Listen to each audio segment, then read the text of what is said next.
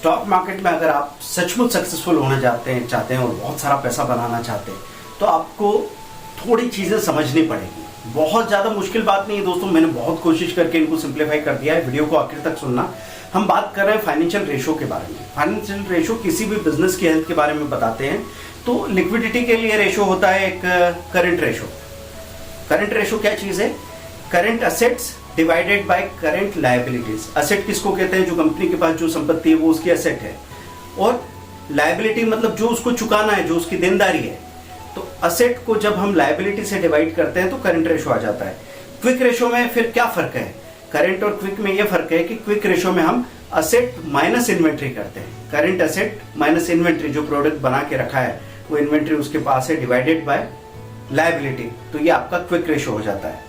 उसके बाद में डेट इक्विटी रेशो क्या है? लॉन्ग टर्म जो डेट है, कंपनी ने जो डेट उठा रखा है, उधारी उठा रखी है, उसको जब नेटवर्थ से डिवाइड करते हैं तो ये आपका डेट इक्विटी रेशो होता है, जो कि बहुत इंपॉर्टेंट है। आप किसी भी कंपनी की हेल्थ में ये जानना चाहेंगे कि उसने कितना डेट उठा रखा है। अगर उसके पास डेट ज़्यादा है तो और वो बढ़ता जा रहा है, इसका मतलब उस पर इंटरेस्ट कॉस्ट का बर्डन भी है। और जब भी रिसेशन आएगा तो जो कंपनी ज़्यादा डेट वाली होगी वो कमज़ोर मानी जाएगी, और जो कंपनी डेट फ्री होगी उस पर हम भरोसा करके चल सकते हैं, क्योंकि उधारी नहीं है तो कंपनी काफ़ी अच्छे समय तक आगे चल सकती है। आगे कुछ और रेशोज की बात कर रहा हूँ।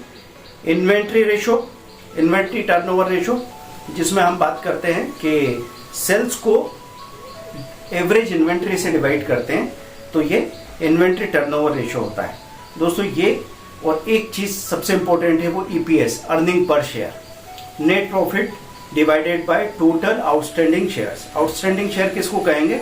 प्रमोटर और मैनेजमेंट के पास जो होल्डिंग है उसके अलावा बाजार में जितने शेयर्स हैं जो बिकने के लिए सेकेंडरी मार्केट में अवेलेबल है, वो आउटस्टैंडिंग शेयर्स हैं। तो हम बात करेंगे कि नेट प्रॉफिट को जब आउटस्टैंडिंग शेयर से डिवाइड करते हैं तो ईपीएस सामने आता है। ईपीएस का सीधा सीधा मतलब ये प्रॉफिट को रिफ्लेक्ट करता रहता है। तो बढ़ती हुई ईपीएस बहुत पॉजिटिव बात है दोस्तों।